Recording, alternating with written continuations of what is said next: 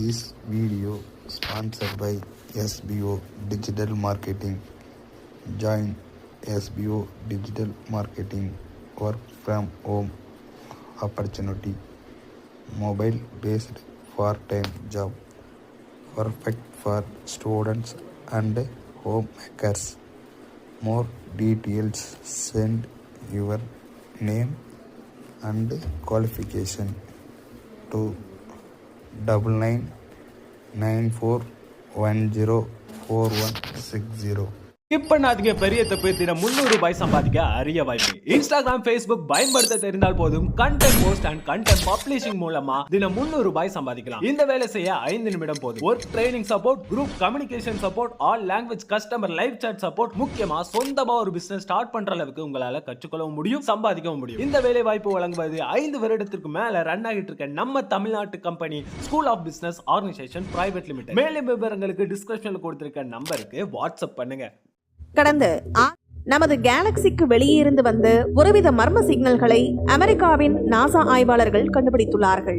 இது பல மர்மங்களுக்கு விடை தரும் என்று ஆய்வாளர்கள் நம்புகின்றார்கள். அவரை பற்றி இந்த வீடியோ தொகுப்பில் பார்க்கலாம். இந்த பிரபஞ்சம் என்பது பல நூறு கிரகங்களை கொண்டதாக இருக்கிறது. நம் பூமியை போலவே வேறு சில கிரகங்களும் உயிரினங்களும் இருக்கக்கூடும் என்பதே ஆய்வாளர்களின் கணிப்பாக உள்ளது. இதன் காரணமாக கேலக்சியில் உள்ள மற்ற கிரகங்கள் குறித்த ஆய்வுகள் தற்போது தீவிரமாக நடந்து வருகின்றது.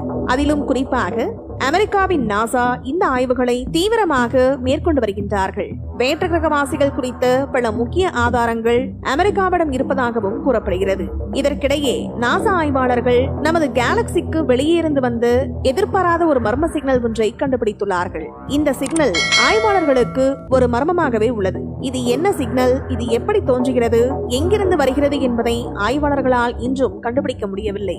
ஃபெர்மி காமாரே என்ற சேட்டலைட் டெலஸ்கோப்பில் இருந்து 13 ஆண்டுகள் பெறப்பட்ட சிக்னல்களை ஆய்வாளர்கள் ஆய்வு செய்த போது இந்த மர்மமான சிக்னலை அவர்கள் கண்டுபிடித்துள்ளார்கள்.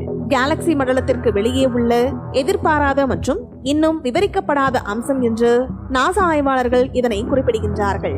பொதுவாக சக்தி வாய்ந்த தொலைநோக்கிகளால் காமா கதிர்களை கண்டறிய முடியும். பொதுவாக காமா கதிர்கள் என்பது ஆற்றல் மிக்க ஒளியின் பெரிய வெடிப்புகளாகும். அதை நம்மால் வெறும் கண்களால் கூட பார்க்க முடியும்.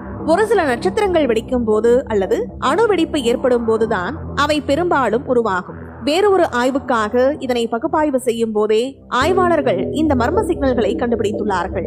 மேலும் இதனை முற்றிலும் தற்செயலான கண்டுபிடிப்பு என்றே ஆய்வாளர்கள் குறிப்பிடுகிறார்கள். இந்த அளவிற்கு வலிமையான சிக்னலை கண்டுபிடிப்போம் என்று துளியும் எதிர்பார்க்கவில்லை என்று ஆய்வாளர்கள் கூறுகின்றார்கள். அதாவது ஆய்வாளர்கள் வேறொரு இடத்தில் காமா கதிர்கள் இருக்கும் என்று எண்ணி இந்த ஆய்வை தொடங்கிய நிலையில் சம்பந்தமே இல்லாத மற்றொரு இடத்தில் அவர்கள் இந்த காமா கதிர்களை கண்டுபிடித்துள்ளார்கள். மேலும் இந்த ஆய்வு குறித்த முடிவுகள் ஒரு ஆய்விதழில் வெளியிடப்பட்டுள்ளது.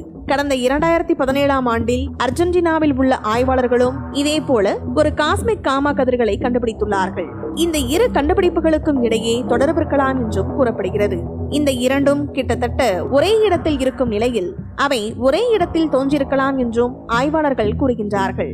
இந்த கண்டுபிடிப்பு விண்வெளித்துறையில் மிகவும் முக்கியமானதாக பார்க்கப்படுகிறது. வரும் காலத்தில் இது குறித்த ஆய்வுகள் அதிகரிக்கும் என்று எதிர்பார்க்கப்படுகிறது.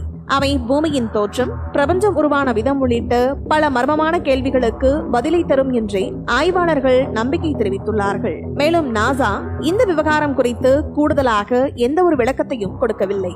இந்த பிரபஞ்சத்தின் தோற்றம் மற்றும் பரிணாம வளர்ச்சி பற்றிய தகவல்களையும் இரண்ட பொருளின் தன்மை மற்றும் பிற மர்ம சக்திகளையும் இதனை கொண்டு நம்மால் தெரிந்து கொள்ள முடியும் என்று விஞ்ஞானிகள் கூறுகின்றார்கள்.